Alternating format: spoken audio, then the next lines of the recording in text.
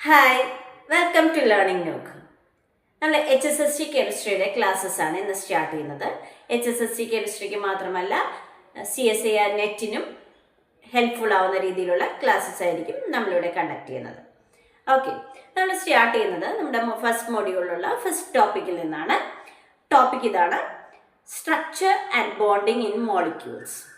Structure and bonding in molecules എന്ന് പറയുമ്പോൾ molecules തമ്മിലുള്ള ബോണ്ട്സ്, അതായത് കെമിക്കൽ ബോണ്ടിങ് തന്നെയാണ് നമ്മളിവിടെ ഡിസ്കസ് ചെയ്യുന്നത്.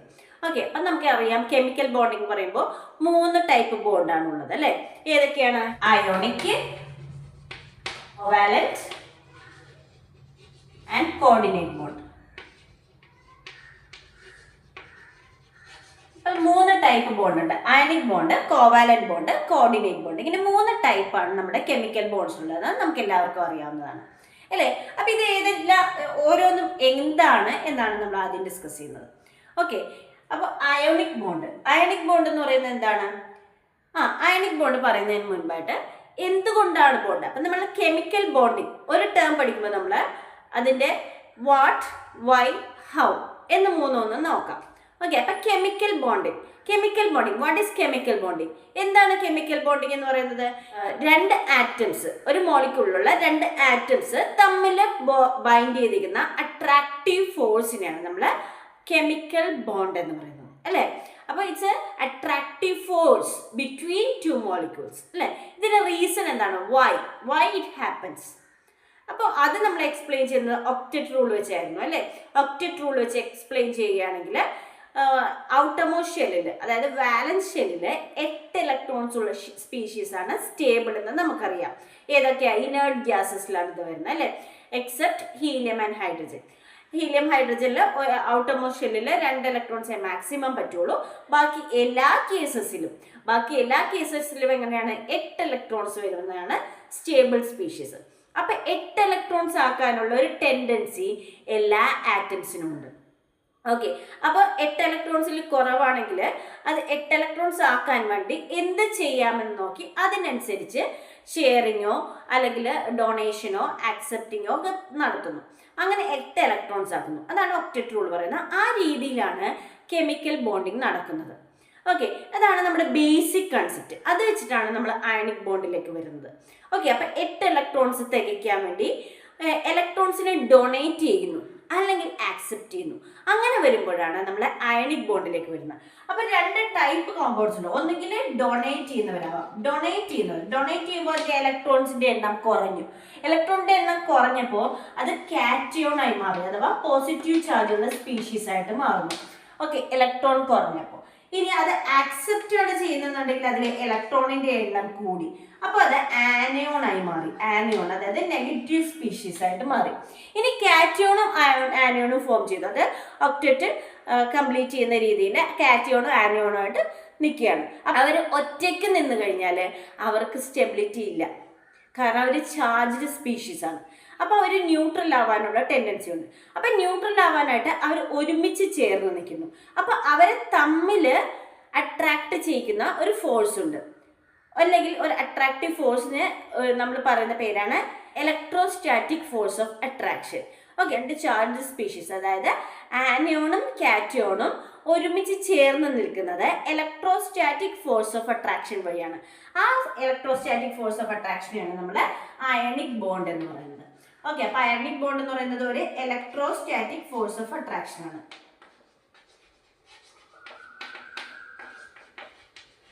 ഓക്കെ, അപ്പോൾ ഈ ഇലക്ട്രോസ്റ്റാറ്റിക് ഫോഴ്സ് ഓഫ് അട്രാക്ഷൻ വഴി അവർ ഒരുമിച്ച് ചേർന്ന് നിൽക്കുന്നു. അങ്ങനെ അയോണിക് ബോണ്ട് ഫോം ചെയ്യുന്നു.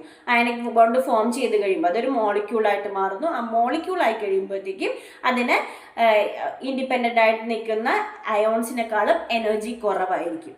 ഓക്കെ, അപ്പോൾ അത് സ്റ്റെബിലിറ്റി അറ്റൈൻ ചെയ്യുന്നു. അതാണ് ionic bonding. Coming to covalent bond. Covalent bond എങ്ങനെയാണ് ഫോം ചെയ്യുന്നത്? കോവാലന്റ് ബോണ്ട് ഷെയറിങ് ഓഫ് ഇലക്ട്രോൺസിലൂടെയാണ് ഫോം ചെയ്യുന്നത് അല്ലേ? അപ്പോൾ ഒക്ടറ്റ് കംപ്ലീറ്റ് ചെയ്യാനായിട്ട് അവർക്ക് ഒരു ഇലക്ട്രോണിൻ്റെ കുറവുണ്ടെന്ന് വിചാരിക്കുക. ഇപ്പോൾ ഫോർ എക്സാമ്പിൾ ക്ലോറിൻ്റെ കേസ് എടുക്കാം. ക്ലോറിൻ്റെ കേസിൽ ക്ലോറിന് ഔട്ടർ മോസ്റ്റ് ഷെല്ലിൽ എത്ര ഇലക്ട്രോൺ ഉണ്ട്? 7 ഇലക്ട്രോൺസ് ഉണ്ട് അല്ലേ? അപ്പൊ 7 ഇലക്ട്രോൺ, ഒരു ഇലക്ട്രോണും കൂടെ മതി. അപ്പൊ അത് ആക്സെപ്റ്റ് ചെയ്യാനുള്ള ഒരു സ്പീഷീസ് അവർക്ക് ഇല്ല എന്നുണ്ടെങ്കിൽ മറ്റൊരു ക്ലോറിൻ ആറ്റമായിട്ട് നോക്കുകയാണ്. അപ്പൊ അതിനുമുണ്ട് 7 ഇലക്ട്രോൺ. അപ്പൊ അതിന്റെ ഒരു ഇലക്ട്രോൺ അടുത്ത ക്ലോറിന്റെ ആറ്റമായിട്ട് ഷെയർ ചെയ്തു. ഓക്കെ, അപ്പൊ ഇവര് രണ്ടും തമ്മിൽ ഒരു ഇലക്ട്രോണിനെ ഷെയർ ചെയ്തു. അപ്പൊ 2 ക്ലോറിൻസിനും 8 ഇലക്ട്രോൺ വെച്ച് കിട്ടി. ഓക്കെ, അപ്പൊ അങ്ങനെ ഷെയറിംഗ് വഴി നടക്കുന്ന ഒരു ബോണ്ടാണ് കോവാലന്റ് ബോണ്ട് എന്ന് പറയുന്നത്. ഓക്കെ, അപ്പൊ ഇത് ഷെയറിംഗ് വഴിയാണ്. ഓക്കെ, ഷെയറിംഗ് ആണ് ഇവരെ ഒരുമിച്ച് ചേർത്ത് നിർത്തുന്നത്. ഇനി കോർഡിനേറ്റ് ബോണ്ട് എന്ന് പറയുന്നത് കുറച്ചുകൂടി ഡിഫറെൻ്റ് ആണ്. അത് ഷെയറിംഗ് തന്നെയാണ്, പക്ഷേ അതിലെ ഡിഫറൻസ് എന്ന് പറയുന്നത് ഇതിൽ ഒരു സ്പീഷീസ് മാത്രമാണ് ഇലക്ട്രോൺസ് ഡൊണേറ്റ് ചെയ്യുന്നത്. ഓക്കെ, അപ്പൊ ആ ഡൊണേറ്റ് ചെയ്യുന്ന സ്പീഷീസിനെ ഡോണർ എന്നും മറ്റേതിന് ആക്സെപ്റ്റർ എന്ന് പറയും. ആക്സെപ്റ്റർ ആയിട്ട് സാധാരണ വരുന്നത് ഒരു മെറ്റൽ ആയിരിക്കും. ഓക്കെ, മെറ്റൽസ് ആണ് ആക്സെപ്റ്റേഴ്സ് ആയിട്ട് വരുന്നത്. ആ ആക്സെപ്റ്റേഴ്സിന് ഡി സബ്ഷെല്ലും കൂടെ ഉണ്ടായിരിക്കും. ഓക്കെ, അപ്പം ഡി സബ്ഷെല്ലിലേക്ക് അല്ലെങ്കിൽ അവരുടെ ഹൈബ്രിഡ് ഓർബിറ്റൽസിലേക്ക് ഇലക്ട്രോൺസിനെ ഡൊണേറ്റ് ചെയ്യുന്ന സ്പീഷീസ് ഉണ്ടാവും. അവരെ ഡോണേഴ്സ് എന്ന് പറയും. ഓക്കെ, അപ്പം ഈ രീതിയിലായിരിക്കും കോർഡിനേറ്റ് ബോണ്ട് ഉണ്ടാവുക. ഈ മെറ്റൽസ് അഥവാ ആക്സെപ്റ്റേഴ്സ് ഇലക്ട്രോൺസ് ഡൊണേറ്റ് ചെയ്യുന്നില്ല, പക്ഷെ അവർ ആക്സെപ്റ്റ് ചെയ്യുക മാത്രം ചെയ്യുന്നു. പക്ഷെ ആക്സെപ്റ്റ് ചെയ്യുന്നത് പെയർ ഓഫ് ഇലക്ട്രോൺസിനെയാണ്. നേരെ മറിച്ച് ഡോണേഴ്സ് പെയർ ഓഫ് ഇലക്ട്രോൺസിനെ ഡൊണേറ്റ് ചെയ്യുന്നു. ഇങ്ങനെയാണ് 3 ടൈപ്പ് ബോണ്ട് വരുന്നത്. ക്ലിയർ ആണല്ലോ? ഓക്കെ, ഇനി നമുക്ക് അയണിക് ബോണ്ടിന്റെ കേസ് നോക്കാം. അയണിക് ബോണ്ടിൽ നമുക്ക് എക്സാം പോയിന്റ് ഓഫ് വ്യൂവിൽ നോക്കുമ്പോൾ ഒരുപാട് കണ്ടന്റ് ഒന്നും വരുന്നില്ല. നമുക്ക് ഫെജാൻസ് റൂളാണ് ഇവിടെ ഇമ്പോർട്ടൻ്റ് ആയിട്ട് വരുന്നത്. ഓക്കെ, അയണിക് ബോണ്ട് എന്താണ് നമ്മൾ ഡിസ്കസ് ചെയ്തായിരുന്നു. അതിന് അയോണിക് ബോണ്ട് ഫോം ചെയ്ത് കഴിയുമ്പോൾ റെസ്പെക്റ്റീവ് അയോൺസിനെക്കാളും എനർജി കുറവാണെന്ന് പറയുന്നത്. ആ എനർജി ഡിഫറൻസിനെ നമ്മൾ ലാറ്റിസ് എനർജി എന്ന് പറയുന്നത്. അത് ജസ്റ്റ് ഒരു ഫണ്ടമെന്റൽ പോയിന്റ് ജസ്റ്റ് പറഞ്ഞതേ ഉള്ളൂ, വേറൊന്നുമല്ല. നമുക്ക് ചിലപ്പോൾ ബേസിക് ലെവലിലുള്ള ഒരു ക്വസ്റ്റ്യൻ വന്നാൽ അറിയാതെ പോകരുത്. ഓക്കെ, അപ്പോൾ അവിടെ energy difference between the ions and the ionic molecule, അത് ആ ഡിഫറൻസിനെയാണ് ലാറ്റിസ് എനർജി അഥവാ ലാറ്റിസ് എൻതാൽപ്പി എന്ന് പറയുന്നത്. ഓക്കെ, ഇനി നമ്മൾ പറയുന്നത് ഫെജാൻസ് റൂളാണ്. ഫെജാൻസ് റൂൾ നമുക്ക് ഇമ്പോർട്ടൻ്റ് ആയിട്ട് വരുന്ന ഫെജാൻസ് റൂൾ മാത്രമേ ഉള്ളൂ ഈ ടോപ്പിക്കിൽ നിന്ന്. ഓക്കെ, കെമിക്കൽ ബോണ്ടിങ്ങിൽ നിന്ന് ഒരു HSST ലെവൽ എക്സാമിന് നമുക്ക് ഫെജാൻസ് റൂളാണ് ഇമ്പോർട്ടൻ്റ് ആയിട്ട് വരുന്നത്. എന്താണ് ഫെജാൻസ് റൂൾ? ഫെജാൻസ് റൂൾ പറയുന്നത് ഒരു അയോണിക് കോമ്പൗണ്ട് കംപ്ലീറ്റ്ലി അയോണിക് ആയിരിക്കില്ല, അല്ലെങ്കിൽ അതിനൊരു കോവാലന്റ് ക്യാരക്ടർ ഉണ്ടാവാനുള്ള ഒരു ചാൻസ് ഉണ്ട്. ഓക്കെ, അപ്പം ഒരു അയോണിക് കോമ്പൗണ്ടിൻ്റെ ഒരു അയോണിക് കോമ്പൗണ്ടിന്റെ കോവാലന്റ് ക്യാരക്ടറിനെയാണ് എന്ത് എക്സ്പ്ലെയിൻ ചെയ്യുന്നത്? ഫെജാൻസ് റൂൾ എക്സ്പ്ലെയിൻ ചെയ്യുന്നത്. അപ്പൊ എത്രത്തോളം കോവാലന്റ് ആണ് എന്നറിയാനുള്ള ഒരു റൂളാണ് ഫെജാൻസ് റൂൾ. അപ്പൊ ഫെജാൻസ് റൂൾ എന്ന് പറയുമ്പോൾ അവിടെ ശരിക്കും പറഞ്ഞാൽ ഒരു പോളറൈസേഷൻ ആണ് നടക്കുന്നത്. അപ്പോൾ അതിൻ്റെ ഡീറ്റെയിൽഡ് ആയിട്ടുള്ള വീഡിയോ, ഫെജാൻസ് റൂളിൻ്റെ വീഡിയോ ഓൾറെഡി HSCയുടെ ക്ലാസ് ആയിട്ട് എടുത്തിട്ടുണ്ട്.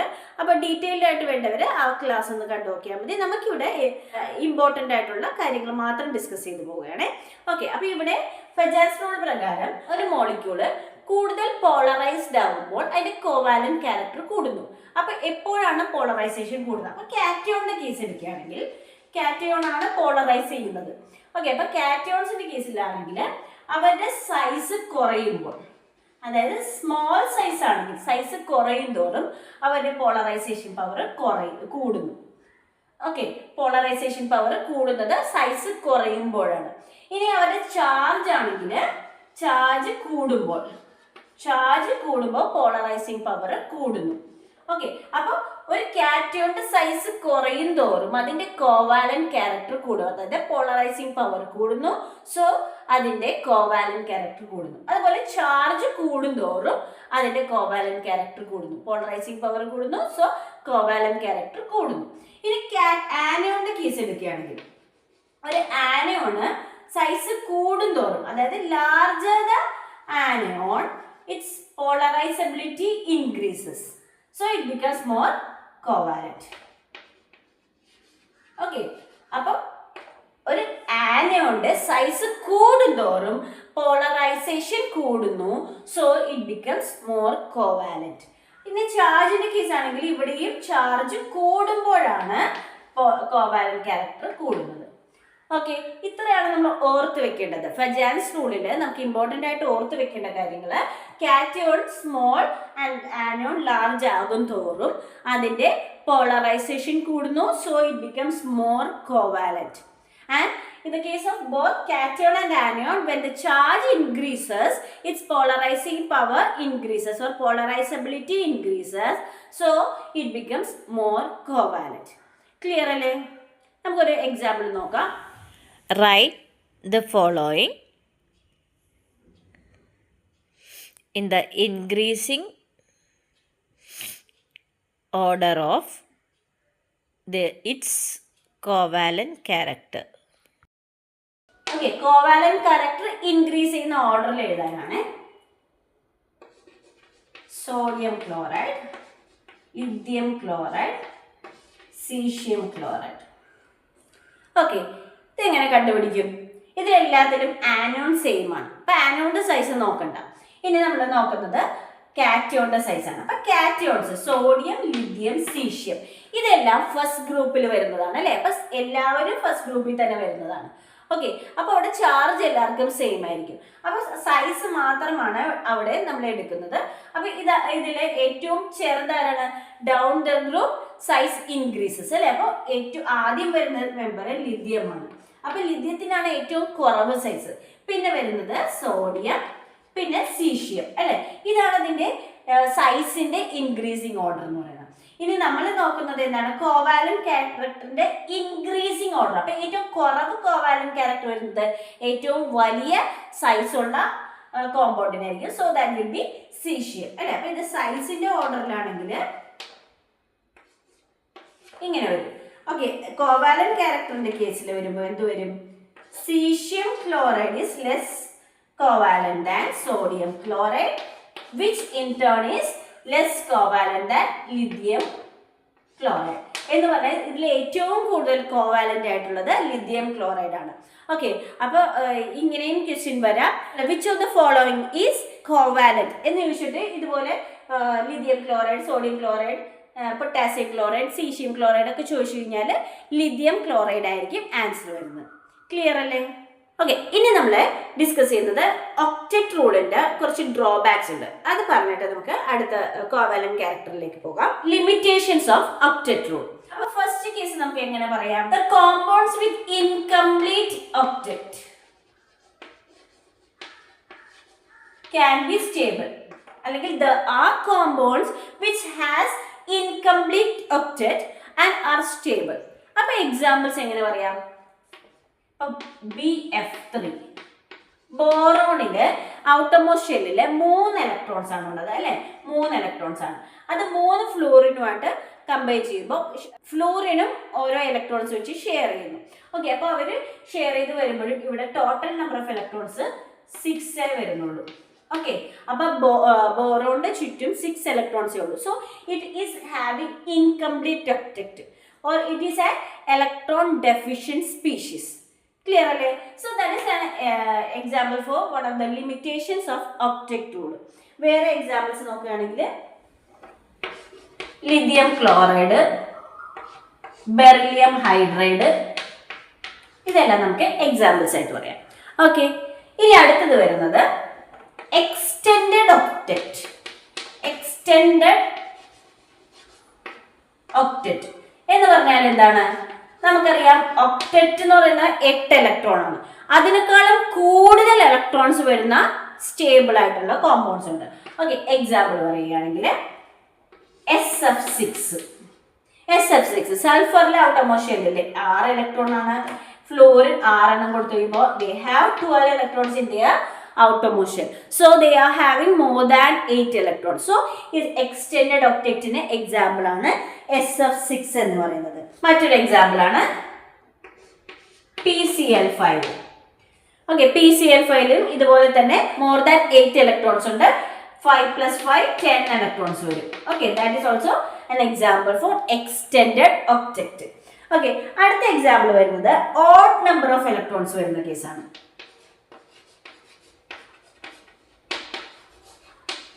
ഓഡ് നമ്പർ ഓഫ് ഇലക്ട്രോൺ വരുന്ന കേസ് എക്സാമ്പിൾ പറയുകയാണെങ്കിൽ NO, NO2, ഇതിൻ്റെയൊക്കെ കേസിൽ നമുക്കറിയാം ഓക്സിജന് ഈവൺ നമ്പർ ഓഫ് ഇലക്ട്രോൺ ആണ്, നൈട്രജന് ഓഡ് നമ്പർ ഓഫ് ഇലക്ട്രോൺ ആണ്, 5 ഇലക്ട്രോൺ ആണ്. സോ നമുക്കവിടെ വേറെ ഡൗട്ട് ഒന്നുമില്ല, എന്തായാലും 8 ആയിരിക്കില്ല ഔട്ടർമോസ്റ്റ് ഷെല്ലിലെ ഇലക്ട്രോൺസിന്റെ എണ്ണം, എങ്കിലും they are stable compounds. So that's also another example for limitation of octet rule. അടുത്തത് വരുന്നത് നോബൽ ഗ്യാസ് കോമ്പൗണ്ട്സ്.